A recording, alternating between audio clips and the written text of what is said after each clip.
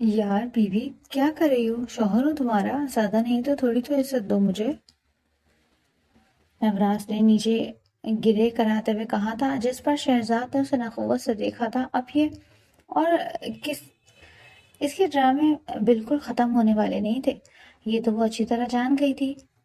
بہت ہو گئی تمہاری باتیں، سیدھا سیدھا بتاؤ کہ یہاں کیا کر رہے ہو؟ تم اچھی طرح جانتے ہو کہ یہ تمہارا اپنا گھر نہیں ہے جہاں تنتناتے ہوئے گھس گئے۔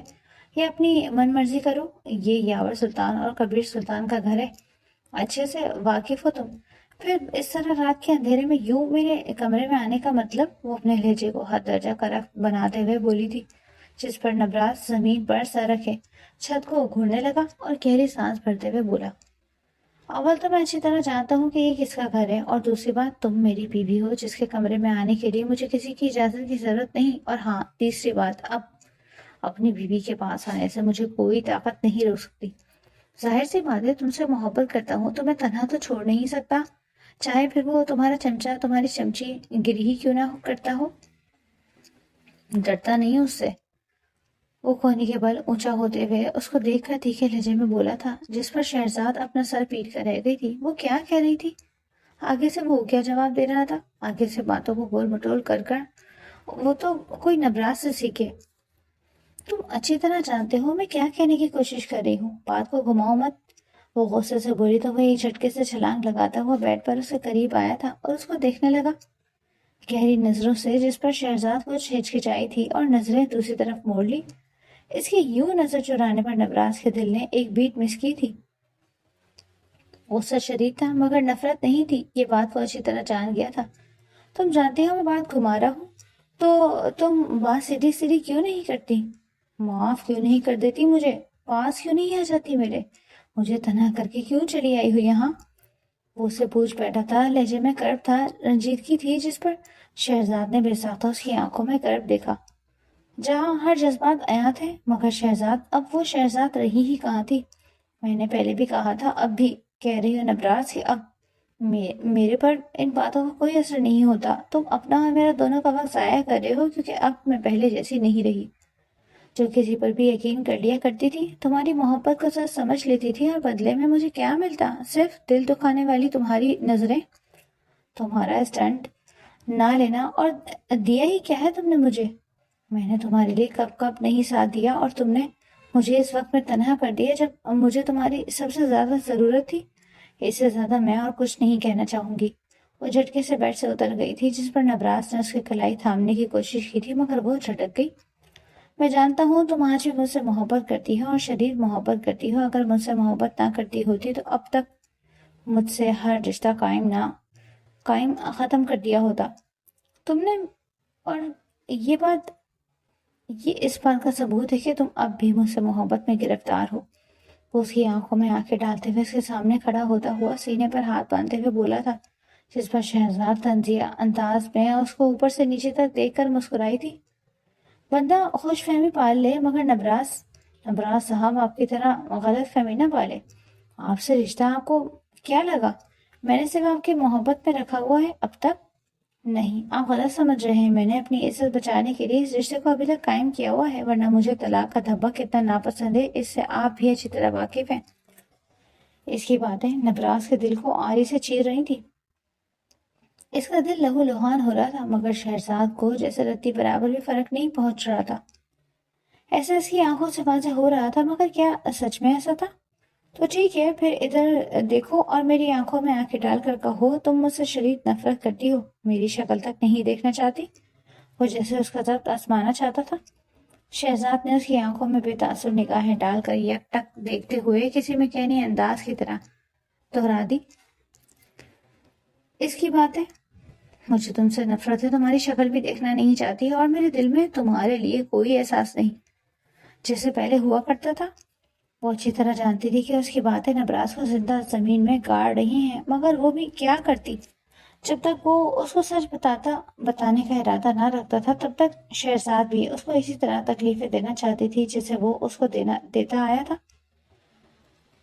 وہ گیو اینڈ ٹیک کی قائل تھی، جو نبراس نے اس کو اب تک جس تکلیف سے نوازا تھا اس سے دگنا وہ اب نبراس کو اس سے زیادہ نوازنے والی تھی، اور وہ اچھی طرح جاننے والا تھا کہ اس کا پولا کس سے پڑا ہے؟ اس نے میٹھے مٹھیاں بھیجتے ہوئے کس کر شہرزاد کو سرخ نگاہوں سے دیکھا تھا۔ آنکھوں میں جیسے لہو اتر آیا تھا۔ اس کی بات سن کر دل کسی نے جیسے ناخنوں میں لے کر بھنبوڑ کر رکھ دیا تھا۔ درد اتنا تھا کہ جیسے کسی نے سینے کو ایک تیز دھار چاقو سے چھلنی کر دیا ہو۔ جس درد ہو رہا ہے مجھے بھی ہوا تھا، بالکل اسی طرح جب میں نے تمہیں بریرہ کے ساتھ دیکھا تھا، ایک بار نہیں کئی بار۔ بار بار؟ اور تم کیا کر رہے تھے؟ اس بات کو نظر انداز کرتے رہے، یہ جانتے بوجھتے کہ میرے لیے کتنی بڑی بات ہے، مگر تم نے اس بات کو جانے دیا۔ اب میں بھی اسی طرح تمہاری محبت کو جانے ہی تو دے رہی ہوں، اور اب کر ہی کیا رہی ہوں میں؟ تمہاری آزادی کا پروانہ بخش رہی ہوں، اور تم ہو کہ ہاتھ چھڑانے پر قائل ہی نہیں۔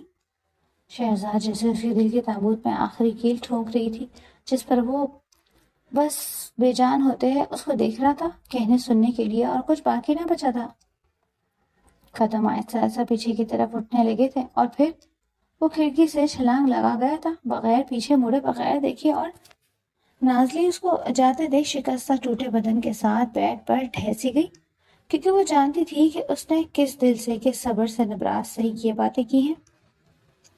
اس سے بہتر یہ بات کون جان سکتا تھا کہ اپنی جان کی جان نکالنا کتنی تکلیف دہ ہے؟ ایسے جیسے آپ کی روح کو کوئی خاردار جھاڑیوں پر ڈال کر گھسیٹ رہا ہو، بالکل ایسے ہی درد ہوتا ہے جیسے اس وقت شہزاد کی پوری روح اور پورے بدن میں ہو رہا تھا۔ اپنی جان کو تکلیف دینے کا درد، اس سے روٹ جانے کا درد، اس کو نہ منا پانے کا درد۔ یاور سلطان بیڈ پر کوئی کروٹیں بدل کر سونے کی کوشش کر رہا تھا، جو امراہ کے بغیر ناممکن سا لگ رہا تھا۔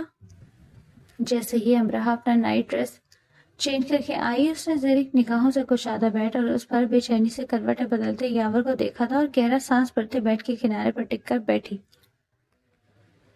امید ہے میں یہاں خیریت سے سو سکتی ہوں۔ آپ مجھ سے زبردستی کرنے کی کوشش نہیں کریں گے، کیونکہ شادی کا گھر ہے۔ میں دوسرے کسی کمرے میں رات کے اس پہر آپ کے خوف سے جا کر رات گزار کر کسی کو بات کرنے کا موقع نہیں دے سکتی۔ یاور سلطان کی کسی بھی وضاحت کی جواز کو سنے بغیر امراہ نے جھٹ لیٹتے لحاف منہ تک اوڑھ لیا، اور یاور سلطان جیسے پہلی بار نہیں دوسری بار بے زبان ہوا تھا۔ پہلی بار ابھی اسی کی بیوی کے ہاتھوں کچھ دیر پہلے، اور دوسری بار بھی اب بھی وہ ایسے خاموش تھا جیسے کسی نے زبان سے سارے الفاظ نوچ لیے ہوں۔ اتنی نائٹ اور جلالی قسم کی باتیں اسے ہضم کرنے کی عادت کہاں تھی، مگر آج ایک ہی بات دیگر اس کی بیوی نے اسے خوب سنایا تھا۔ ابھی یاور سلطان اس سے پہلے کی گلا کھنگال کر کچھ کہنے کی کوشش کرتا، دروازے پر دستک ہوئی، بڑی ٹاپ قسم کی، جیسے بندہ بڑا بے صبرا ہو۔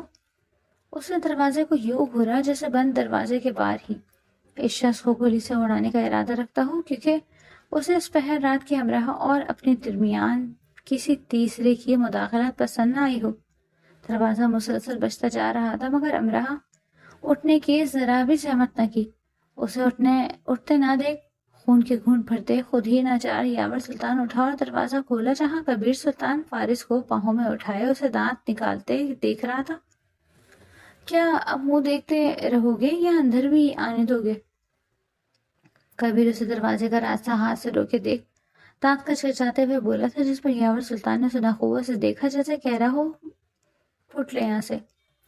کیا اب رستے میں ماں کی طرح کھڑے رہو گے؟ اندر آنے دو مجھے، وہ ذرا گھورتے ہوئے بولا تھا یاور کو، جو اس رات کے اس پہر یہاں کسی رکاوٹ کی طرح لگ رہا تھا۔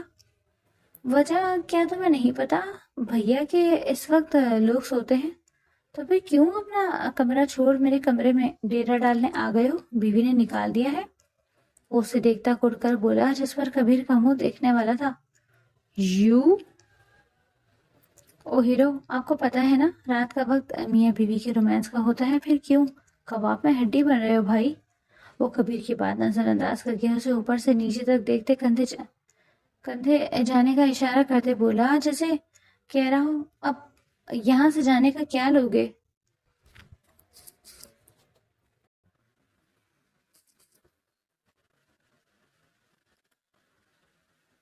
او ہیرو، آپ کو پتا ہے نا رات کا وقت میاں بیوی کے رومانس کا ہوتا ہے، پھر کیوں کباب میں ہڈی بن رہے ہو بھائی؟ وہ کبیر کی بات نظر انداز کر کے اسے اوپر سے نیچے تک دیکھتے کندھے جانے کا اشارہ کرتے بولا جیسے کہ کہہ رہا ہو اب یہاں سے جانے کا کیا لوگے۔ اس کے بعد اور بے شرمی پر ہم رہا منہ ہی منہ میں توبہ کرتی رہ گئی تھی اور تیزی سے اٹھتی دروازے کے قریب آئی۔ یہ مفروضے گھڑنے سے پہلے اپنی بیوی سے پوچھ لیتے کم از کم آج فارغ اس کے پاس ہی رکنے والا ہے۔ وہ اسے تجزیہ ہنسی ہنس کر کہتے فارغ اور امراہ کو دیکھتے بولا جو اسے ہٹاتی فارغ کو گود میں بھر چکی تھی۔ ارے کبیر بھائی آئے نا اندر، ان کو تو بالکل بھی مینرز نہیں۔ اس نے فوراً کبیر کو اندر آنے کی پیشکش کی تو وہ اسے گھور کر رہ گیا۔ مطلب اس کی بات کی کوئی اہمیت ہی نہیں تھی۔ تمہیں تو پتا ہے نا امراہ آج میں ادا کو سرپرائز دینے والا ہوں، اس لیے بس آج کی رات اسے یہاں رکھ لو، کل کے ماما بابا کے ساتھ سویا کرے گا۔ وہ اسے امراہ کی گود میں دیتے ہوئے فارغ کا منہ چومتے ہوئے بولا جس کی بات پر یاور سلطان کو 440 وولٹ کا کرنٹ لگا۔ واٹ؟ یہ کیا کہہ رہے ہو بھائی؟ یہ نہیں ہو سکتا، مجھے بچوں کے ساتھ سونے کی عادت نہیں ہے، یو نو ویری ویل۔ یاور الجھن اور غصے سے چیخا اور امراہ نے اگلے ہی لمحے یاور سلطان کو گھورتے اس کے پاؤں پر پاؤں مارا تھا زور سے کہ وہ کراہ رہ گیا۔ میرے پاس آیا ہے بیبی، خالہ کا چھوٹو سا پلنش۔ وہ اسے گدگداتے بولی تو وہ کھلکھلا کر ہنس دیا اور امراہ کے ساتھ چپکنے لگا تھا جس پر یاور سلطان کو اچھی خاصی جلن ہوئی تھی کیونکہ اس کی بیوی اس کو تو منہ نہیں لگا رہی تھی اور بچے پر سارے کا سارا پیار نشاور کر رہی تھی۔ تھوڑا پیار میرے لیے بھی بچا لو، میرے لیے تو بس تمہارے تنزوں کے نشتر ہی رہ گئے ہیں۔ امراہ کے کان میں سرگوشی کرتے آپ کبیر کو گھورتے اس کے نزدیک آیا تھا۔ اور آپ اچھی طرح جانتے ہیں نا میں اکیلے سوتا ہوں، کس بچے کی عادت نہیں، پھر کیا ہے یہ؟ وہ چڑے ہوئے لہجے میں بولتا امراہ کو کوئی پچھلی صدی کا جلاد ہی لگا۔ ایک چیز ہوتی ہے شرم، پتہ ہے تجھے وہ کیسی دکھتی ہے؟ کبیر سلطان اسے شرم دلانے کی ناکام کوشش کرتے بولا وہ اس زندگی میں تو ممکن نہ تھا۔ نہیں، دکان سے ساری تو آپ نے خرید کر ختم کر دی، اس لیے میرے حصے نہ آئی، تبھی تو ابھی تک باپ نہیں بنا۔ وہ بھی مہار ڈھیٹو کی طرح بولا کبیر بھائی آپ جائیں میرے پاس ہی سوئے گا۔ امراہ ان کی تکرار ختم کرنے کو فوراً بولی او ہیلو اٹس مائی روم، پہلے مجھ سے تو اجازت لے لو۔ وہ کمر پر ہاتھ ٹکاتا لڑاکا عورتوں کے انداز میں بولتا امراہ کے چہرے پر مسکراہٹ لانے کا سبب بنا تھا کیونکہ وہ کسی مکان مالک کی طرح چیخ چیخ کر رہا تھا۔ ہاں مجھے تو پتہ ہی نہیں تھا، باہر کمرے کے آپ کے نام کا بورڈ جو نہ تھا۔ وہ بھی تیکھے لہجے میں بولتی اسے دانت پیسنے پر مجبور کر گئی۔ ان کی نوک جھوک دیکھ کبیر نے اپنا راستہ صاف دیکھ وہاں سے کھسک جانا ہی مناسب سمجھا تھا۔ چل بیٹا نکل لے ٹائم پر، ورنہ میری نیند نیا پار لگنے سے پہلے ہی نہ ڈوب جائے۔ ان کو لڑتے دیکھ وہ جان بچا کر نکل پڑا۔ یاور امراہ سے فارغ ہوتا واپس پلٹا تو کبیر وہاں سے گدھے کے سر سے سینگ کی طرح غائب ہو چکا تھا۔ میں تم سے بہت پیار کرتی ہوں جان، میں تمہیں نہیں چھوڑ سکتی، تمہارے بغیر سوچنے کا تصور بھی میری جان لینے کے در پر ہو جاتا ہے۔ تو بھی بتاؤ میں اپنے گھر والوں کو کیسے مناؤں؟ میرے گھر والے مان بھی جائیں گے تو تم اچھی طرح جانتے ہو کہ حویلی والے نہیں مانیں گے، اور جب تک حویلی والے نہیں مانیں گے تب تک ہماری شادی کبھی بھی نہیں ہو سکے گی۔ ہماری جانیں تو جا سکتی ہے مگر یہ دشمنی کبھی ختم نہیں ہو سکتی، اس بات سے تم بھی اچھی طرح واقف ہو۔ وہ لڑکی روتے ہوئے بولی تھی جس پر اس لڑکے کے دل پر خنجروں سے وار کر دیا گیا تھا جیسے کسی نے۔ تم فکر کیوں کرتی ہو رانی، میں تمہیں پانے کے لیے کسی بھی حد تک جا سکتا ہوں، آخر میں نے پیار کیا ہے، تم سے دھوکہ نہیں دوں گا، چاہے اس کے لیے مجھے اپنی جان کی بازی ہی کیوں نہ لگانی پڑے، مگر ہمارا عشق سچا ہے اور ہم اپنا عشق پا کر ہی رہیں گے۔ وہ نیلی آنکھوں والا لڑکا جنونی انداز میں بولا تھا، آنے والے خطرے سے انجان جو ان دونوں پر منڈلا رہا تھا۔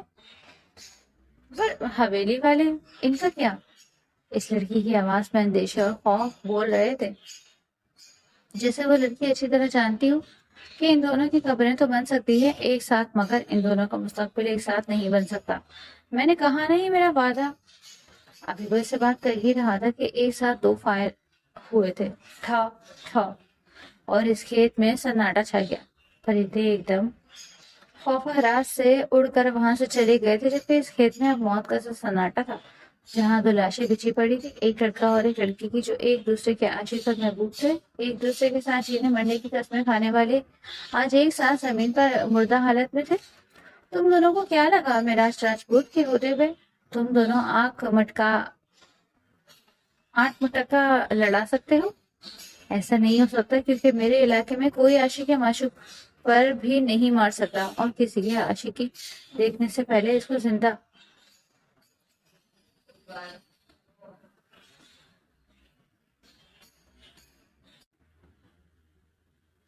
ایسا نہیں ہو سکتا، کیونکہ میرے علاقے میں کوئی عاشق یا معشوق پر بھی نہیں مار سکتا، اور کسی کی عاشقی دیکھنے سے پہلے اس کو زندہ زمین میں نہ دفنا دوں تو میرا نام بھی معراج راجپوت نہیں۔ اس راج نگر گاؤں میں صرف اور صرف راجپوتوں کا سکہ چلے گا۔ ہمارے یہاں رہ کر کسی عشق کی داستان یہاں قائم نہیں ہو سکتی، بلکہ عشق کا مقبرہ ضرور بن سکتا ہے۔ اس کے لہجے میں غرور بول رہا تھا، نہ بول رہی تھی وہ آنے والے سبھی عاشق۔ عشق کی داستانوں کو ختم کرنے والا تھا۔ آخر کون تھا یہ معراج راجپوت، اور اس کا ان سب سے کیا لینا دینا؟ جیسے ہی وہ غارت بھری نظر ان دونوں کے مردہ وجود پر ڈالتا ہوا، اپنی بندوق کی نالی صاف کرتے، اپنے کندھوں پر لی ہوئی براؤن شال جھٹک کر دوبارہ سے کندھے پر ڈالتا، آنکھوں پر گلاسز کا پیرا سجاتا، مونچھوں کو تاؤ دیتا، وہاں سے بھاری قدم رکھتے گزر چکا تھا۔ وہ آنکھیں جن کا رنگ کرسٹل گرے تھا، ان پر اس وقت بھورے چشمے کا پہرا تھا۔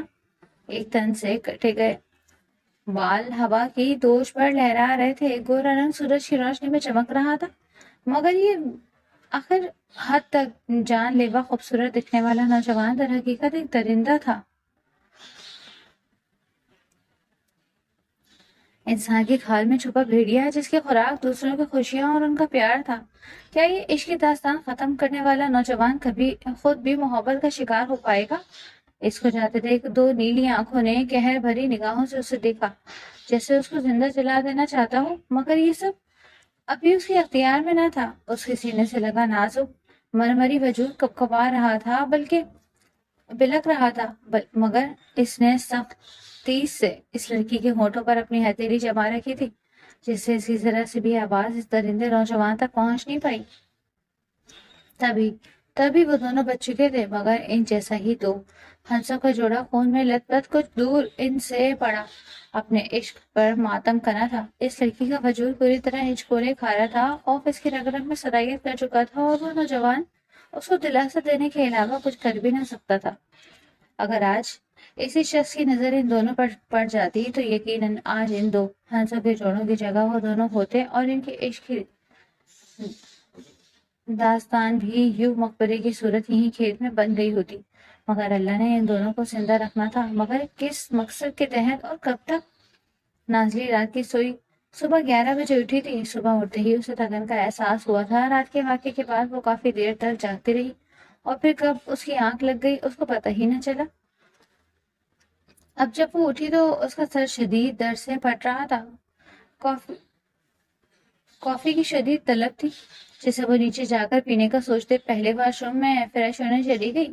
فریش سی نکھری سی جب باہر آئی تو آئینے میں خود کو سرخ آنکھیں دیکھ کر اس نے ملال سے ایک نظر اپنے وجود پر ڈالی، اور نبراس کا خیال بے ساختہ اس کے دماغ میں امڑ آیا۔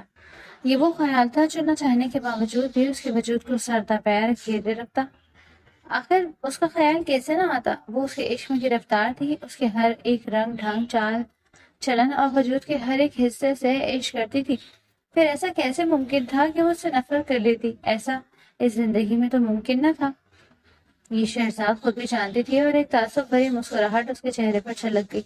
وہ جانتی تھی نبراس نے کھانا نہ کھایا ہوگا، اور یہ بھی نہیں سوچ اس کے ذہن میں ابھری تھی کہ آج وہ شیطانی دماغ کیا کرنے کا ارادہ رکھتا تھا، کیونکہ ایک کے بعد ایک جھٹکا تو وہ حویلی والوں کو دے ہی رہا تھا، اور ساتھ ساتھ آج کل اس نئے شہزاد کو بھی نئے جھٹکے دینے کی لت اپنا لی تھی۔ جیسے ہی وہ 2 قدم چلتی بیڈ پر بیٹھی تو اس کی نگاہ اپنے فون پر گئی تھی۔ اس نے اپنا فون تھاما، انگنت کالز اور میسیجز دیکھ کر اس کی حیرت سے آنکھیں واہ ہوئی، کیونکہ فون پر 550 مس کالز اور لاتعداد میسیجز کا ڈھیر پڑا تھا، جس سے اس نے کچھ حیرت سے دیکھا تھا۔ کیونکہ اس کا یہ نمبر کسی کلی یا دوست کے پاس نہ تھا، یہ اس نے اپنے رشتے داروں یعنی سو کالڈ حویلی والوں کو دے رکھا تھا، اور ان کے اتنے کالز میسیجز دیکھ کر اس کو یقیناً یہ بات پتہ چل چکی تھی کہ نبراس کو کوئی نیا کانڈ کر چکا ہے، اور وہ کیا تھا۔ اس کو جاننے کے لیے اس نے کال بیک کرنا مناسب نہ سمجھا، بلکہ تابش کا ایک میسج کھول کر پڑھ لیا، جس میں وہ اسے بہت بڑے مسئلے کے ہونے اور حویلی آنے کے لیے کہہ رہا تھا۔ ایسا کیا مسئلہ ہو سکتا تھا جس پر حویلی والے جو اس کو نکالنے کے طاق میں رہتے تھے آج خود اس کو بلا رہے تھے؟ اس نے یہ بات حیرت سے سوچی، مگر وہ آج بالکل بھی وہاں جانے کا ارادہ نہ رکھتی تھی، کیونکہ آج تو شادی تھی اور وہ شادی تھی تیاریاں چھوڑ کر بھلا کیسے جاتی ان لوگوں کی شکل دیکھنے جن کو دیکھتے ہی اس کا موڈ غارت ہو چکا تھا۔ ابھی بھی وہ اپنے فون پر دوبارہ سے سائلنٹ پر لگاتے فریش ہوتے نیچے ناشتے کرنے چلی گئی، جہاں امرا اور ادا اس کا ہی انتظار کر رہی تھی۔ ان تینوں نے ساتھ مل کر ناشتہ کیا اور پھر آپس میں باتیں کرنے لگی، جس میں سب سے پیش سوال یہی تھا کہ شہزاد کبیر اور یاور سلطان کو کیسے جانتی تھی، جس پر اس نے نیم مسکراتے ہوئے ان دونوں پر یہ راز افشاں کیا تھا کہ وہ کوئی اور نہیں بلکہ ان کی رضائی بہن ہے، جو پیدائشی طور پر کمزور تھی اور اس کی ماں کسی مجبوری کے تحت اس کو دودھ نہیں پلا پائی۔ تبھی یاور سلطان اور کبیر سلطان کی ماں نے اس کو اپنی آغوش میں لیا، اور یاور سلطان سے 1 سال چھوٹی سی شہزاد۔ تبھی تو دونوں کے درمیان 36 کا آنکڑا رہتا۔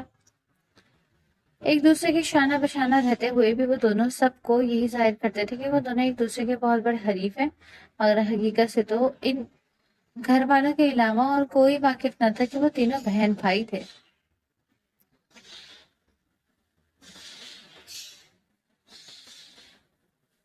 جو تینوں پر جان چھڑکتے تھے۔ شہرزاد کی ہر طریقے سے مدد کرنا وہ دونوں بھائی اپنا فرض عین سمجھتے تھے۔ نبراس کی کوئی بھی بات پتہ کروانی ہو یا پھر حویلی والوں کی کسی بھی چال کا پتہ کروانا ہو، حویلی میں کیمرے لگوانے ہو یا شہرزاد کی ایجنٹ بن کر مدد کرنا ہو، وہ سب کبیر اور یاور ہی دیکھتے تھے، کیونکہ وہ تینوں ایک ٹرائیو تھے، ٹرائنگل جس کا ہر ایک کونا ایک دوسرے سے جڑا ہوا ہے۔ کچھ دیر باتیں کرنے کے بعد وہ تینوں ایک ساتھ پارلر چلی گئی تھی تیار ہونے کے لیے، کیونکہ آج بارات تھی اور انہیں بارات لے کر جانا تھا حویلی۔ وہ ایک شان سے باراتیوں کے ساتھ چلتی ہوئی حویلی میں دوبارہ قدم رکھ گئی تھی، جہاں نہ آنے کا اس نے عہد کیا تھا، مگر اسے کسی مقصد کے تحت آنا پڑا۔ حویلی والوں کے چہرے دیکھ کر ہی اسے محسوس ہو گیا تھا کہ ان کا رنگ اڑا ہوا ہے، وہ کسی چیز پر سخت پریشان نظر آتے تھے، مگر وہ ان لوگوں کو احساس نہیں دلانا چاہ رہی تھی۔ مگر شہزاد کرمانی زیر نگاہ رکھنے والی لڑکی تھی، آخر کیسے نہ چاہتی کہ وہ لوگ کسی بہت بڑی پریشانی یا تکلیف کا شکار ہیں، اور ان کو یوں دیکھ کر اس کے دل میں کمینی سے خوشی محسوس ہوئی تھی اسے۔ ابھی وہ یہی سب سوچ رہی تھی کہ اس کو تنہا دیکھ کر دستار بلوچ اس کے قریب آئے اور اس کو بازو سے پکڑتے ہوئے کوریڈور میں لے گئے، جہاں شمس بلوچ اور مختار بلوچ بھی کھڑے تھے۔ سچ سچ بتاؤ لڑکی، کیا کیا ہے تم نے ایسا؟ کون سا کھیل کھیلا ہے کہ ہماری ساری دھن دولت ہمارے ہاتھوں سے نکل گئی، ہماری ساری فیکٹریاں برباد ہو گئی، ہماری آمدنی کا ہر ایک راستہ ٹھپ ہو چکا ہے؟ کیا کیا ہے تم نے، بتاؤ ہمیں۔ وہ غرائے تھے اس کا ہاتھ دبوچتے ہوئے، جب وہ انہیں تمسخر سے دیکھتے ہوئے ہاتھ جھٹک گئی تھی۔ ان کا کیا آپ پاگل ہیں یا آپ کا دماغی توازن خراب ہے؟ آپ لوگوں سے میری زبان ہی کافی ہے لڑنے کے لیے، مجھے اس طرح کی اونچی ہتھ کرنے اپنانے کی عادت نہیں ہے آپ لوگوں کی طرح۔ ایسے پیٹ پیچھے وار کرنا شہزاد کادوانی کی شان کے خلاف ہے۔ اور کیا کہا آپ نے؟ ساری فیکٹریاں بند ہو گئی؟ اب میں آپ لوگوں سے پوچھنا چاہوں گی کہ آپ لوگوں نے ایسا کیا کیا کہ راتوں رات آپ لوگوں کی زندگی تباہ ہو کر رہ گئی ہے اور یہ کایا پلٹ ہو گئی؟ کوئی جرم میں تو ملوث نہیں ہے آپ لوگ؟ اس نے ان سب کو مشکوک نگاہوں سے دیکھتے ہوئے کہا تھا، جس پر ان تینوں نے نظریں چرائی تھی اس سے، مگر کچھ بھی کہنا مناسب نہ سمجھا۔ دستار بلوچ تو ہے ہی بی پی ہائی لگ رہا تھا اس کو، جس پر شہزاد نے ان کو اوپر سے نیچے تک دیکھا۔ ویسے کہنا تو نہیں چاہیے، لیکن آپ لوگوں کو اس حال میں دیکھ کر خوشی بڑی محسوس ہو رہی ہے مجھے۔ کہیں تو کوئی مدد کر دوں آپ لوگوں کی؟ وہ آنکھیں پٹپٹائے ہوئے ان کے جلے دل پر نمک چھڑکتے ہوئے بولی تھی، جس پر وہ تینوں ہی کڑ کر رہ گئے تھے۔ اب حویلی والے صحیح معنوں میں کنگال ہوئے تھے، اور اس بات کا شہزاد کو شدت سے احساس ہو رہا تھا۔ وہ اس کو اچھی خاصی کمزوری بنانے کا ارادہ رکھتی تھی۔ وہ ان تینوں کے گرد چکر کاٹتے ہوئے بولی، اب تو آپ لوگوں کے پاس کوئی کھانے کا ذریعہ بھی نہیں بچا کمانے کا؟ مطلب آپ لوگ اس حویلی میں میری محتاج ہیں؟ کیوں، صحیح کہا نا میں نے؟ تایا جی کا نام لیتے ہوئے کھینچ کر بولی، جس پر انہوں نے قہر برساتے نگاہوں سے شہرزاد کو دیکھا تھا اور کچھ کہنے کا ارادہ رکھتے تھے، مگر ضبط سے مٹھیاں بھیج کر رہ گئے۔ شادی والا گھر تھا، وہ کوئی تماشا نہیں چاہتے تھے۔ اب تو آپ لوگ میرے بھی محتاج ہیں، کیونکہ آپ لوگ میری چھت کے تلے رہ رہے ہیں، اور ظاہری بات ہے میں آپ لوگوں کو مفت میں تو رکھوں گی نہیں، اس کے لیے آپ سب کو کام کرنا پڑے گا۔ وہ تھالی بجاتے ہوئے بولی تھی۔ اس کی بات پر ان سب کے رنگ فاق ہوئے تھے۔ اس سے پہلے کہ وہ کچھ اور کہتی، سیدان کے والد صاحب تشریف لائے تھے اور بولے تھے، سب ٹھیک ہے؟ یہاں پر بڑے سیریس ماحول میں باتیں چل رہی ہیں، سب خیریت تو ہے شہزاد؟ انہوں نے شہزاد کو پیار سے دیکھتے ہوئے پوچھا تھا، جس پر اس نے ان سب کی طرف دیکھا تھا جن کے رنگ سفید پڑ چکے تھے۔ ان کی حالت دیکھ کر شہزاد کے چہرے پر مسکراہٹ چھل گئی تھی۔ یہ لوگ جو اس کو کبھی حقارت بھری نگاہوں سے دیکھتے تھے، آج خود اس کے ایک غلط لفظ بولنے کی مار تھے۔ یہاں اس نے ایک لفظ بولا نہیں تھا کہ یقیناً وہ لوگ ان حویلی والوں سے رشتہ توڑ دیتے، مگر وہ اتنی آسانی سے ان کو اتنی آسان سزا نہیں دینا چاہتی تھی۔ وہ تو ان کا پل پل تڑپا کر مارنا چاہتی تھی، ورنہ ایسے کیسے بخش دی ان کو جس نے ان کو خون کے آنسو رلایا تھا؟ وہ آپ کو کیسے خوشیاں دیتی؟ خیر، ان کی وجہ سے اب وہ کم از کم اپنی سوتیلی بہن کی زندگی تو خراب نہیں کرنا چاہتی تھی۔ تبھی خاموش رہی اور چہرے پر مسکراہٹ سجاتے ہوئے بولی، کچھ نہیں بڑے پاپا، بس ایسے ہی بات کر رہے تھے۔ کیوں، ٹھیک کہا نا میں نے تایا جی؟ اس نے دستار بلوچ کی آنکھوں میں آنکھیں ڈالتے ہوئے طنز کرتے کہا تھا، جس پر انہوں نے فوراً حامی بھری۔ ہاں ہاں، ہم تو اپنی بیٹی سے باتیں کر رہے تھے، حویلی کب آئے گی، کیونکہ جب سے یہ یہاں آئی ہے ہمارا دل ہی نہیں لگتا حویلی میں۔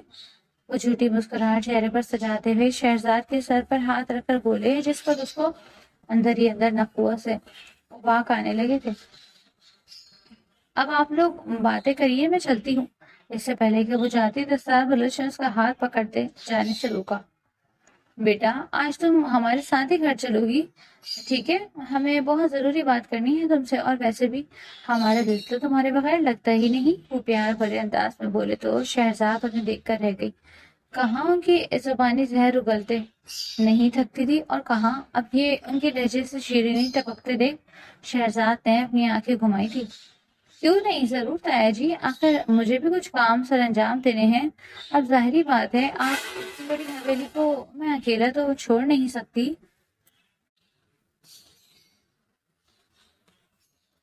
کچھ ملازموں کو کام سمجھانے ہیں، وہ سمجھانے آج میں ضرور آؤں گی۔ وہ ایک لفظ دانت پیستے ہوئے بولی تھی، جس پر وہ تینوں حیران رہ گئے تھے کہ وہ لڑکی ان کو جو حویلی کے مالکوں میں سے ملازم کہہ رہی تھی، ان تینوں کا چہرہ ہی اس بات پر سرخ پڑ گیا تھا۔ وہ جانتی تھی مختار بلوچ اتنے برے تو نہ تھے، مگر گیہوں کے ساتھ گل بھی تو پستا ہے، اور اس وقت ان کے ساتھ وہی ہو رہا تھا۔ ان تینوں پر آخری نظر ڈالتے وہ وہاں سے جا چکی تھی، جبکہ وہ تینوں بس اس کو کھا جانے والی نگاہوں سے دیکھ رہے تھے جو ان کی بے عزتی کر کے گئی تھی۔ تحقیقت مگر شکر ہے ان کی سندھیوں کو محسوس نہ ہوا۔ وانی کے ساتھ آجادہ اور امرہا بھی عرس لباس میں تیار تھی، کیونکہ ان دونوں کا نکاح بھی سب گھر والوں کے سامنے دوبارہ پڑھایا جا رہا تھا، کیونکہ پہلی دفعہ سب گھر والی یہ خوشی دیکھنے سے محروم رہ گئے تھے۔ نکاح کے بعد جب ادا ڈارک بلو شیروانی میں تیار بیٹھے بےتاب سے کبیر کے ساتھ آ کر بیٹھی تو خود بخود اسے گھبراہٹ سے ہونے لگی۔ سرخ ہتھیلیاں جو اس وقت مہندی سے سجی تھی ایک دم پسینے میں بھیگ سی گئی تھی۔ کل رات کے مناظر اب بتاؤ سے واضح ہونے لگے تھے، دماغ کی اسکرین پر ٹانگوں میں لرزش ہونے لگی تھی۔ لیکن آج تو یاور سلطان کے ساتھ بیٹھی امرہا کا بھی کچھ یہی حال تھا۔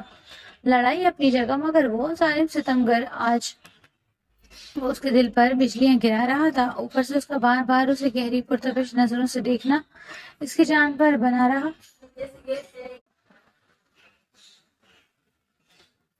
سرخ ہتھیلیاں جو اس وقت مہندی سے سجی تھی ایک دم پسینے میں بھیگ گئی تھی۔ کل رات کے مناظر آفتاب سے واضح ہونے لگے تھے،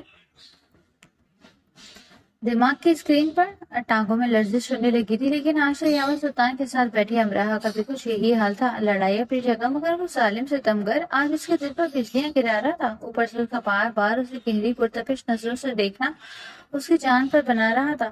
کبیر ادا کے جسم کی کپکپاہٹ محسوس کرتے جان بوجھ کر اس کے ہاتھوں کی کانپتی انگلیوں کو چھونے لگا تھا، شرارت سے، جس پر ادا کے جسم میں اچانک کرنٹ سے دوڑ گئی۔ اس نے ایک جھپکے سے نظر سب پر ڈالی جو ان کی ہی تصاویر بنا رہے تھے، اور پھر ایک نظر اس خوبرو میسٹے نوجوان پر ڈالی جو اندر ہی اندر کانٹ کر رہا تھا اور چہرے پہ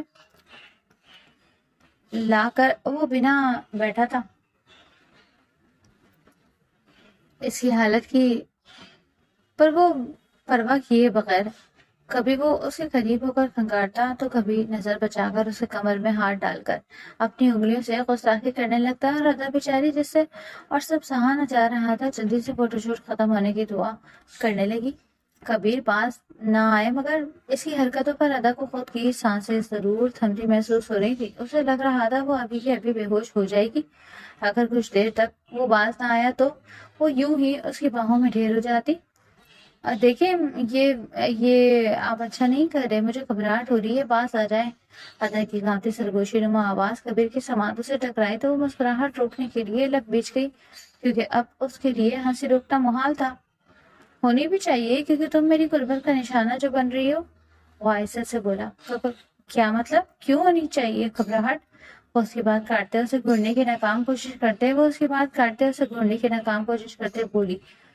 کچھ بھی تھا، کبیر کی قربت کی ایک رات میں وہ اتنی ہمت والی تو ہو گئی تھی کہ اس کی آنکھوں میں آنکھیں ڈال کر اب استحقاق سے سوال کر سکتی تھی، اور وہ کر بھی رہی تھی، کیونکہ آج رات میرے ارادے خاصے خطرناک ہے، نہ سونے کے نہ سونے دینے کے۔ وہ مینے خیزی سے آنکھ پنک کرتے بولا۔ اس کی بات پر ادا کی بولتی بند ہوئی تھی اور وہ آنکھیں پھاڑے اسے دیکھنے لگی، ریڑھ کی ہڈی میں جیسے سرسراہٹ سی پھیلی۔ وہ دیکھیں، وہ اٹلاتے ہوئے بولی۔ دیکھ ہی تو رہا ہوں، وہ اسے نہارتے بولا۔ میرا مطلب ہے یہ آپ ٹھیک نہیں کر رہے، آج آپ کو پتا ہے نا فارس نے ہمارے ساتھ سونا ہے، اس لیے اپنے ٹھڑک پن سے باز آ جائیں، یہ نہ ہو جیاور آپ کو واش روم میں بند کر دے، کیونکہ کل آپ اسے بہت ستا چکے ہیں۔ اسے دھمکی دیتی کچھ جتاندے بولی۔ ہاں میری بیوی ہوگا مجھے دھمکی؟ رات کو کمرے میں تو چلو، ذرا پھر بتاتا ہوں کون کیسے ڈرتا ہے، وہ جھک کر گمبھیر آواز میں دو سو معنی لہجے میں بولا۔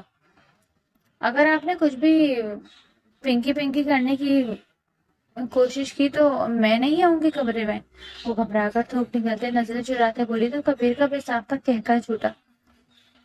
یاور سلطان امراہ کے چہرے کو بار بار دیکھ رہا تھا، پہلے ان کی شادی اپنے اچھے حالات میں تو ہو ہی نہیں پائی تھی، سو ساری کسر اب نکال رہا تھا۔ اس کے خوبصورت چہرے کو دیکھ کر وہ اس سے سخت ناراض ہونے کے باوجود کھو سا گیا۔ دھڑکا وہ لگی اتنا پیاری رہی تھی کہ اس کا دل کیا ساری ناراضگی بھول بھال کر اس ظالم حسینہ کو سینے سے لگا کر، جو اس کی بےباک نظر سے کچھ خائف نظر آتی تھی، اپنی آنکھوں کو کنٹرول میں رکھے۔ مجھے ایسا نہ دیکھے، وہ مدھم سا نظریں جھکائے دانت پیس کر بولتے بھائی یاور سلطان کو اچھا خاصا تڑپا کر رکھ گئی تھی۔ کیوں نہ دیکھوں؟ اب کیا میری جائز بیوی کو دیکھنے پر بھی فتویٰ لگا دو گی؟ دیکھ ہی رہا ہوں نا، چھونے کی کوشش تو نہیں کی نا؟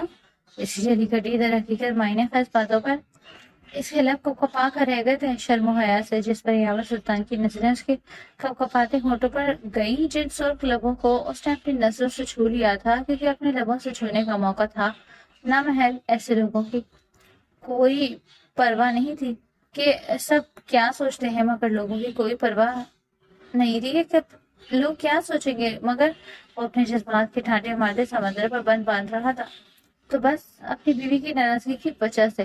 اس کی نظروں کا مفہوم سمجھ کر وہ پوری سرخ ہو گئی کسی لال ٹماٹر کی طرح۔ آپ مجھے ایسے ہی ٹچ بٹنوں سے گھورتے رہے تو آئی سوئے پورا ہفتہ فارس کو ساتھ سلاؤں گی، اور دانت پیس سے بولی، جس پر یہاں کا موڈ بری طرح غارت ہوا۔ ٹھیک ہے، تو میں نہیں تو کسی اور حسینہ کو دیکھ لیتا ہوں۔ وہ کھڑے ہو کر پانی کی قطروں کے ساتھ تصاویر بنانے لگا تھا، ہنس کر، جس پر امراہ جل بھن گئی۔ ہاں آئے بڑے، ابھی دیکھتے نہیں تھک رہے تھے، اور اب ان پر کٹی کبوتروں کے بیچ میں جا کر مجھے بھول بیٹھا ہے، بے وفا کہیں گا، وہ جلتے پڑتے بولی تھی خود سے۔ شہزاد کی نگاہیں ہر جگہ صرف نبرات کو ہی ڈھونڈ رہی تھی، وہ یہ دیکھنے کی کوشش کر رہی تھی جو فنکشن میں پیش ہوا کرتا تھا۔ آج اس کو ڈھونڈنے سے بھی کوئی نظر نہیں آ رہا تھا۔ آج یہ شخص आखिर कहाँ छुपा बैठा था? वो तो हर फंक्शन गैदरिंग में इनके साथ आया करता था। अपने खेल में शिरकत करना उसको पसंद था, तो फिर आज कैसे वो पीछे रह सकता था? इतना सब कुछ करने के बाद, हवेली वालों की नींद उड़ने के बाद, आखिर वो कैसे मंजर आम से गायब हो सकता था? आज का बादशाह तो वही था, फिर वो आज क्यों नहीं आया था? कि शहजाद की बातों ने उसका कुछ ज्यादा ही दिल दुखाया था? वो सोच कर रह गई। इस सोच में वो अपने लब काटने लगी और नजरें मुसलसल नबराज की मुतलाशी थी, जो उसका कहीं भी नजर न आ रहा था। बेचैन नजरें उसका दीदार चाहती थी, मगर आज लग रहा था जैसे ये मुमकिन न था। शहजाद का दिल उदास होता जा रहा था, जो उसके कानों में एक आवाज टकराई। क्या ये बेताब निगाहें मेरी मुतलाशी हैं? इसके कान में सुलगती हुई सरगोशी करते हुए एकदम उसके पीछे से निकलते आगे की तरफ आया, जिसको देखकर शहजाद को चौंक सी गई। दिल बेसाख्ता मामूली रफ्तार से धड़कने लगा। जो सुस्त रवि से धड़कन धड़क रहा था, एकदम इससे धड़कन में इर्तियाज बर्पा हो गया, जैसे धड़कनों को धड़कने का जवाब मिल गया हो। हाँ, कुछ ज्यादा ही खुशफहमी है तुम्हें। तुम्हें किसने कहा कि मैं तुम्हें ढूंढ रही थी? वो सर झटकते बोली थी। अपनी जुबान से इकरार करना तो शहजाद कादवानी ने कभी सीखा ही ना था, तो फिर कैसे बगैर रजामंदी के इकरार कर देती? उसने नजर बचाकर नबराज को देखा, जो पुरशौक नजरों से उसे ही देख रहा था। चेहरे पर रात की बातों का कोई शुबा तक न था। शहजाद उसको देखकर रह गई, जो रात को कुछ और दिन को कुछ और ही मालूम हो रहा था। इस पर शहजाद की इतनी कड़वी बातों का भी कोई असर नहीं हुआ। ये बात शहजाद को हैरत में मुबतला कर रही थी, और वो यही सोच रही थी कि नबराज ऐसा क्यों बनता जा रहा है। शहजाद के इतने कठोर दिल बनने के बावजूद वो पानी की तरह ठंडा कैसे है? क्या उसको अपनी गलतियों का एहसास हो गया था? क्या वो उसको सब राजों से आगाह करना चाहता था? शहजाद सोच कर रह गई, जब उसको चुटकी बजाते नबराज होश में लाया। कल रात मेरे इतने कहने के बावजूद भी तुमने हवेली आना मुनासिब न समझा, मगर अपने घर वालों के एक बार कहने पर भी तुम आज वापस आने के लिए तैयार हो गई। इसको मैं क्या समझूं कि तुम मेरी बात को अहमियत नहीं देती, या तुम्हें हवेली वाले कुछ ज्यादा अजीज है? इसके लहजे में शिकवा बोल रहा था, जिस पर शहजाद ने मुस्कुराहट सब की थी, क्योंकि वो जरा सी भी मुस्कुराहट चेहरे पर लाकर उसको अपने साथ साथ फ्री नहीं करना चाहती थी। तभी वो गर्दन अकड़ाते हुए बोली, मैं अपनी मर्जी की मालिक हूँ, जब चाहे जो मर्जी कर सकती हूँ। और अब तो वैसे भी किसी मास्टरमाइंड के प्लान को पाए तकमील तक पहुंचाने जा रही हूँ, इसलिए मेरा हवेली जाना लाजमी है। वो उसको कहते ही वहां से जा चुकी थी। पीछे वो ना समझे से उसको देखता रह गया। वो जान गई थी कि ये सब किया तरह उसी का था, और अगर जान भी गई थी तो उसका हवेली आकर आगे क्या करने का इरादा था वो समझ न सका। मगर जैसे ही वहां से रुखसत होकर वो फंक्शन खत्म हुआ और वो लोग हवेली पहुंचे, तो सबको सबको साफ साफ पता चल गया। जब शहजाद सरबराही कुर्सी पर जाकर बैठी और सब लोग उसके इर्द गिर्द खड़े हुए, दस्तार बलोच और शम्स बलोच तो कुछ ज्यादा ही गुस्से में नजर आ रहे थे, और इसे हिसाब किताब बेबाक कर रहे थे कि वही इस सब के जिम्मेदार है, जबकि वो उंगली गाल पर टिकाए इस सबको दिलचस्पी से देख रही थी, जो उसके आगे अपनी नाकामी के रोने रो रहे थे। हो गया आप सब लोगों का। अब मैं आप सबको बताती चलूं कि इस सब से मेरा कोई ताल्लुक न था, लेकिन जो हुआ सो हो गया। अब आप सबको ये पता होगा कि आप लोग मेरी हवेली के अंदर रह रहे हैं, और यहाँ रहते हैं आपको मुफ्त की रोटी तो मैं नहीं तोड़ने दूंगी। आप सबको कोई ना कोई काम करना पड़ेगा। मैं आप सबको कोई ना कोई काम करना पड़ेगा। मैं आप लोगों को एक खेत अलॉट करूंगी, जिस पर आप सबको मेहनत मजदूरी करनी होगी, और तभी इसको आपको आमदनी दी जाएगी, जिस पर आप सबको ही गुजर बसर करना होगा। अगर इसके अलावा कोई और नौकरी करना चाहते हैं तो बाशौक कर सकते हैं, क्योंकि मैं अपनी हवेली में सिर्फ इन्हीं लोगों को रखूंगी जो रोजगार कमा कर लाएंगे और अपनी बीवियों को खिलाएंगे। ये थी पहली शर्त। और दूसरी शर्त ये है कि आप लोगों को यहाँ रहने की सबसे बड़ी बात जो माननी पड़ेगी वो ये है कि आप दस्तार बलोच, जो सरदारी आप शेर दिल बलोच को जाने देना जा रहे थे, वो आपको नबराज को देनी होगी। इसकी बात पर वहां सभी खड़े लोगों के मुंह खुले थे और एकदम सन्नाटा छा गया था।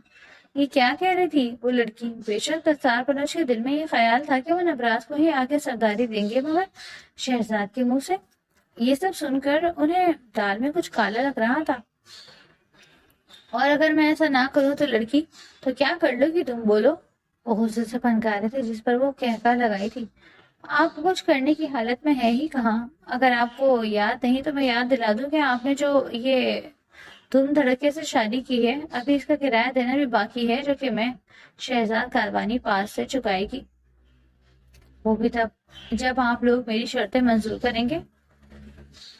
بولے منظور ہے آپ کو، یا پھر پائی پائی کے لیے سڑکوں پر رہنا پڑے گا؟ وہ آج کوئی ظالم ہٹلر لگ رہی تھی، جس کے اندر رحم نام کی کوئی چیز نظر نہ آ رہی تھی دیکھنے سے بھی۔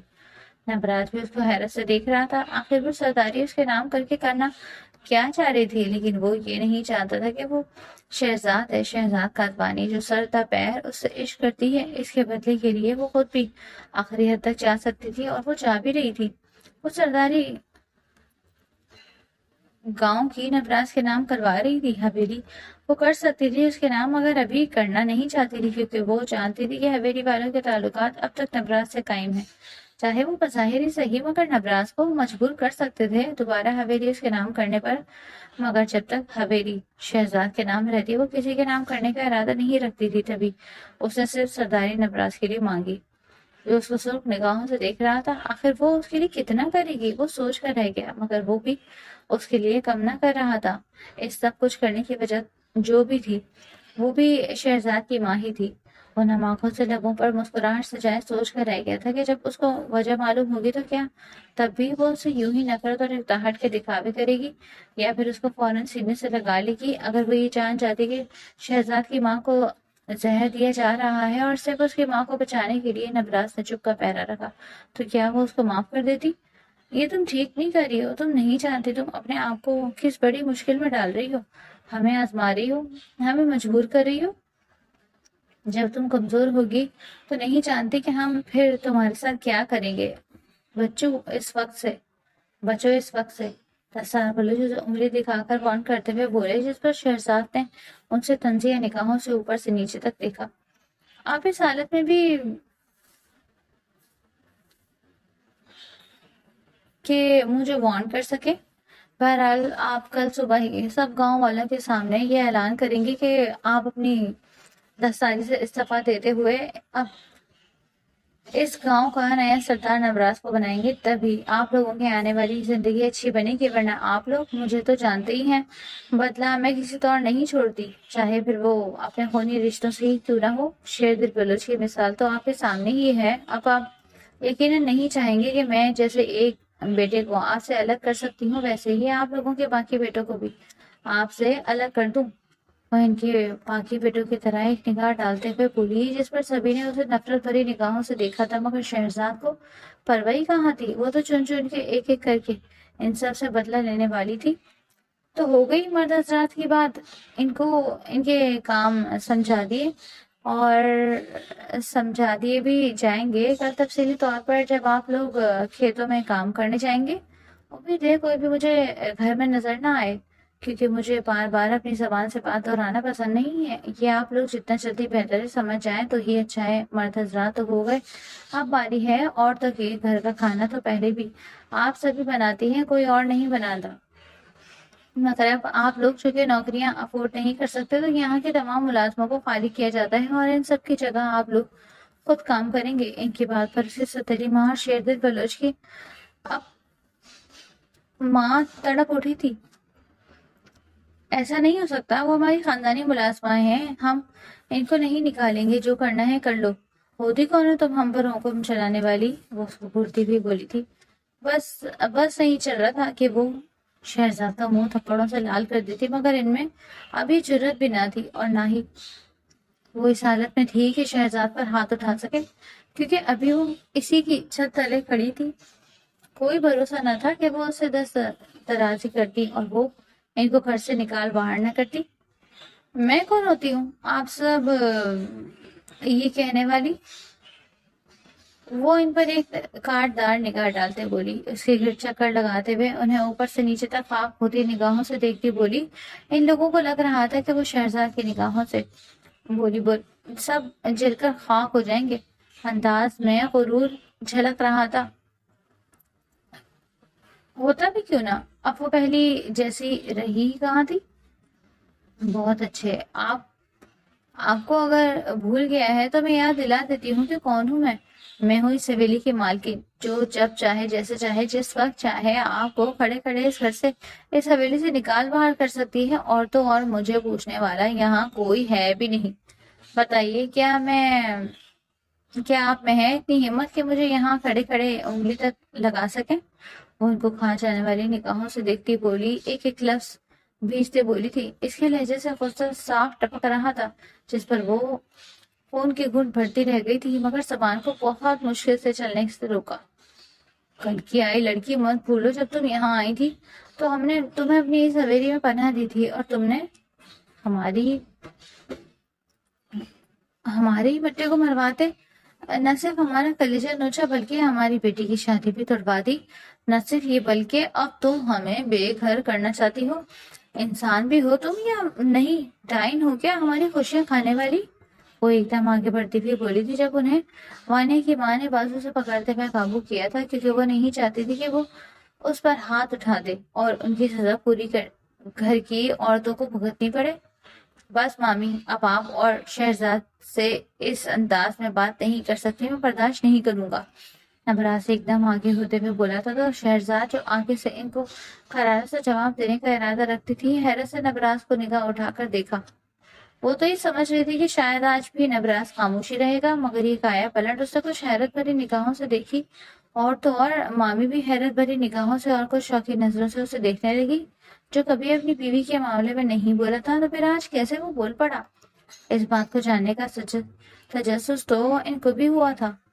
واہ میاں، بیوی نے تمہارے نام سرداری کرنے کی بات کیا کر دی؟ تم تو خود کو سرداری سمجھنے لگے؟ پہلے تو تم اس کی کسی بھی معاملے میں نہیں بولتے تھے، اب کیوں بولنے لگے؟ کیا یہ تمہارے نام سرداری کری ہے اس لیے اب تم اس کی جوتیاں سیدھی کرتے پھرو گے؟ وانے کے پاس پر طنز کرتے ہوئے بولی تھی، جس پر نبراس ان کو گھورتی نگاہوں سے دیکھتا رہ گیا، اور بعد میں دستار بلوچ کے صرف چہرہ کرتے انہیں کوئی اشارہ کیا تھا، جس پر انہوں نے سب کو خاموش رہنے کا کہا۔ خاموش ہو جاؤ سب، اب اس بارے میں اور کوئی بات نہیں ہوگی، اور تم لڑکی، صبح ہم سرداری نبراس کے حوالے کر رہے ہیں اور تم بدلے میں ہماری عورتوں کو عزت سے رہنے دوں گی۔ دستار بلوچ مستقل لہجے میں بولے تو شہزاد نے انہیں ایسے دیکھا جیسے انہوں نے کوئی انہونی بات کر دی ہو، اور کھلکھلا کر ہنسی، جس پر وہ سب اسے ناسمجھی سے دیکھنے لگے۔ کیا ہوا؟ اب تم ہنس کیوں رہی ہو؟ ایسا کیا مذاق کر دیا میں نے؟ دستار بلوچ غصے سے اور ناقوت سے بولے تھے۔ آپ کی بات ہی ایسی ہے، میں ہنسوں نہیں تو اور کیا کروں؟ آپ لوگوں کو تو میں کام سمجھا چکی ہوں، اور بات ہے اب آپ لوگوں کی بیویوں کی، جو کام تو دور بات کرنے کے لیے رضامند تک نہیں ہے، تو پھر بتائیں اس حویلی کا نظام کیسے چلے گا؟ اگر یہی لوگ کام کرنے کے لیے راضی نہ ہوئے تو یقیناً آپ لوگ بھوکے رہ جائیں گے، اور آپ لوگوں کے ہی کام ادھورے رہ جائیں گے۔ اگر آپ پھٹے پرانے میلے کچیلے کپڑے پہن کر کام پر گئے تو گاؤں والے کیا کہیں گے کہ حویلی والے غریب ہو چکے ہیں؟ نہ ہی آپ کی بیویوں کی وجہ سے آپ کی کوئی عزت رہے گی، اور نہ ہی آپ لوگ کسی کو منہ دکھانے کے قابل رہیں گے۔ اس میں آپ سب کا یہ نقصان ہے، میرا تو نہیں۔ وہ کندھے اچکاتے دستار بلوچ کو دوسرے معاملات پر نظر ثانی کرنے کا کہہ گئی، جس پر وہ گہری سوچ میں مبتلا ہوئے تھے۔ بات تو اس کی ٹھیک ہی تھی۔ انہوں نے اپنی بیویوں کو دیکھا تو جو نفی میں سر ہلا رہی تھی کہ ان کا کوئی ایسا ارادہ نہ تھا شہزاد کاروانی کی ایک بھی بات ماننے کا، مگر ان کے پاس کوئی چارہ بھی نہ تھا۔ جیسے لڑکی کہہ رہی تھی ویسا ہی ہوگا، اور اب ہم تم لوگوں کے منہ سے ایک لفظ نہیں سننا چاہتے۔ وہ سبھی اپنی بیویوں کو ڈانٹتے بولے تھے، جس پر وہ سب ہی چلانے لگی۔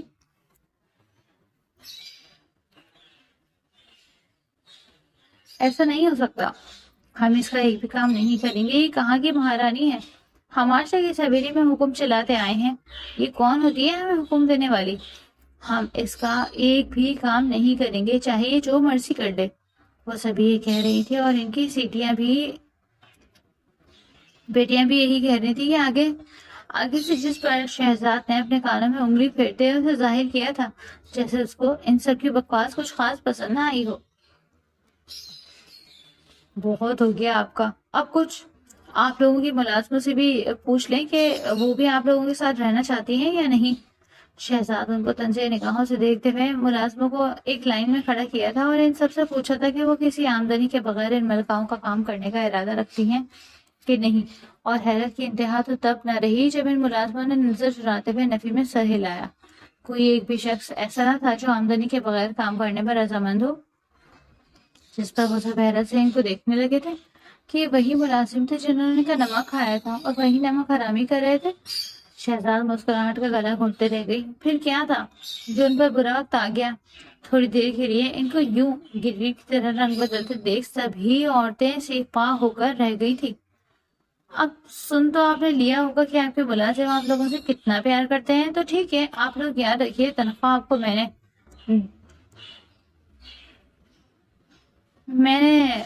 نہیں دوں گی۔ سو اگر یہ لوگ کام کرنے پر رضامند نہیں ہوتے تو ان کے بیگس پکڑیے اور حویلی سے ابھی کے ابھی باہر پھینک دیجیے۔ جو آدھے گھنٹے تک کام کرنے کے لیے راضی ہو جاتا ہے اس کا بیگ واپس پہنچا دیے گا۔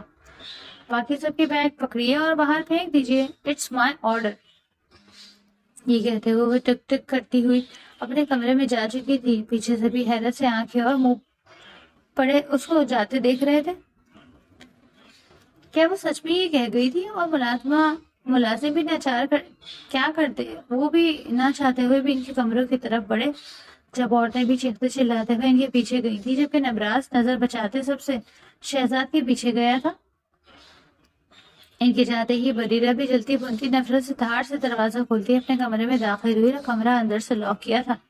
لکھی جانے والی بھی عشق کی ایک نئی داستان ہونے والی تھی، جہاں دو عشق کے پنچھی جدا وہیں کھیل رہا تھا، کوئی کھیل شاطرانہ۔ مار دوں گی، میں سب کو مار دوں گی، اب یہی تو مقصد ہے میرا۔ شہزاد، تمہاری تمام خوشیاں چھیننا جیسے تم نے میری چھینی، پہلے تابش اور پھر نبراس، جس کے لیے میں تمہیں کبھی معاف نہیں کروں گی۔ تمہیں قیمت چکانی ہوگی خون سے، اپنے خون سے، اپنی ماں کے خون سے، تب تمہیں پتہ چلے گا کہ کسی اپنے سے جدا ہونے کا دکھ کیا ہوتا ہے، تکلیف کیا ہوتی ہے۔ میں تمہیں اس درد سے آشنا کروں گی۔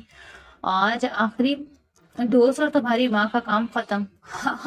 سچ سچ سچ، اور یہ زہر بھی ایسے ہی جو رگ رگ میں اتر کر تمہاری نسیں برباد کر دے، دل کو لہو لہان کر دے۔ پہلے تمہاری ماں مرے گی اور اس کی میت دیکھو گی تم، اسے مرتا دیکھ تم تڑپو گی، سسکو گی، پھر رفتہ رفتہ تمہاری جان کھینچوں گی میں، وہ بھی کسی آسان طریقے سے نہیں۔ پہلے تمہارے نبراس کو تم سے پوری طرح چھینوں گی، تمہیں تنہا کروں گی، پھر یہ زہریلا زہر تمہاری نس نس میں اتار کر تمہیں ٹھیک اسی جگہ پہنچاؤں گی جہاں آج تمہاری ماں پہنچنے والی ہے۔ اس سب سے مزے کی بات، اس زہر کا کوئی توڑ نہ کسی ڈاکٹر کے پاس، نہ کسی پیر کے پاس نہیں ہے، نہ بس ایک اینٹیسٹوڈ ہے جو صرف میرے پاس ہے۔ اس زہر کا تریاق صرف میرے پاس ہے، صرف بریرہ کے پاس، کیونکہ یہ زہر جو بنانا ہے تریاق بھی اسی کے پاس ہوتا ہے، طریقہ بھی اسی کے پاس ہوتا ہے۔ ہا ہا ہا، الٹی گنتی گننا شروع کر دو شہزاد، اب تمہیں مجھ سے کون بچائے گا؟ وہ برے فعل انجام دیتی کوئی بدکار روح ہی لگ رہی تھی جو شہزاد کی خوشیوں کو نگلنے والی تھی۔ میرے لیے اتنا سب کچھ کیوں کر رہی ہو جبکہ تم مجھ سے نفرت کی دعوے دار ہو؟ کیا میں اتنا محبوب ہوں تمہیں یا ترس کھا رہی ہو؟ اس کی آنکھوں میں دیکھ کر نبراس نے پیچھے ہی آتے کہا تھا۔ شہزاد نے بے ساختہ مڑ کر اس کی جانب دیکھا گہری نگاہوں سے۔ تو بھی یقین کر لو کہ ترس کھا رہی ہو تم پر۔ وہ جان لٹاتی نظروں سے دیکھ کر اسے بولی تھی، لے جا، اور بات ایک دوسرے کا ساتھ نہ دیتی تھی تو کیا اتنا ترم ہمیش شخصوں میں تمہارے نزدیک؟ وہ پھیکا سا مسکرایا۔ نہیں بلکہ بے وقوف۔ اس کے بے وقوف سوال پر شہزاد نے تب کا جواب دیا تھا جو بہکے بہکے سوال کر رہا تھا۔ اسے کیا وہ لڑائی چاہتا تھا؟ ویسے جس معصوم چہرے کے ساتھ تم اس حویلی میں آئے تھے، اس سے کئی زیادہ بدلے لے چکے ہو تم۔ ان سے آہستہ آہستہ سارے رنگ ظاہر ہو رہے ہیں تمہارے۔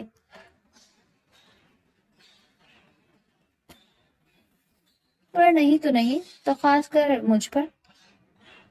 سیدھے ہوتے شہزاد نے طنزیہ انداز میں کہا تھا جو کسی طور پیٹ کا ہلکا ثابت ہوتے کوئی بھی راز افشا نہ کر رہا تھا۔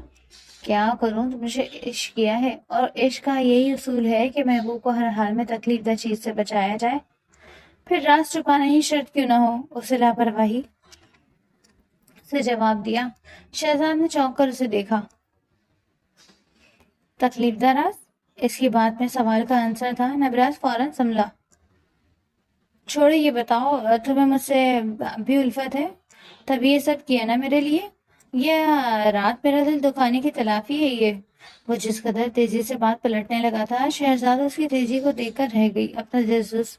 اپنا تجسس پر قابو پاتے اس نے نبراس کو جلانا چاہا تھا، تبھی وہ مشکل سنجیدہ ہو کر بولی، مجھے وہ بھی تم سے الفت اچھا خواب ہے۔ عشق تھا تو صحیح تم سے، لیکن اب… وہ رکی۔ لیکن اب کیا؟ غصے اور صدمے سے نبراس کی رنگت ایک دم بدل کر لال ہو گئی۔ میں نے عشق اپنے پاگل شوہر سے کیا تھا، تم تو ٹھیک انسان ہو۔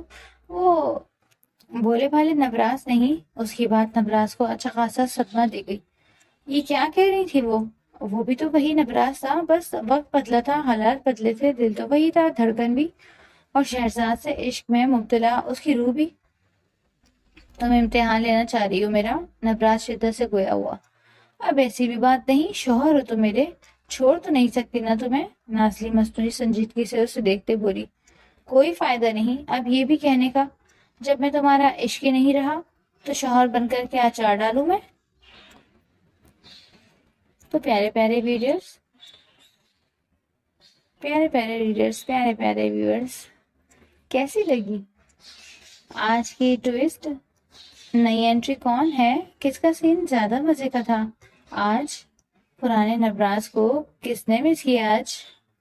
ہمیں کامنٹ سیکشن میں اپنی رائے سے ضرور آگاہ کیجیے گا، اور ہماری ویڈیو کو لائک، شیئر اور کامنٹس لازمی کیجیے گا تاکہ ویوز بڑھیں۔ ہم روزانہ ایک ویڈیو آپ کے لیے اپلوڈ کرتے جائیں۔ Thank you.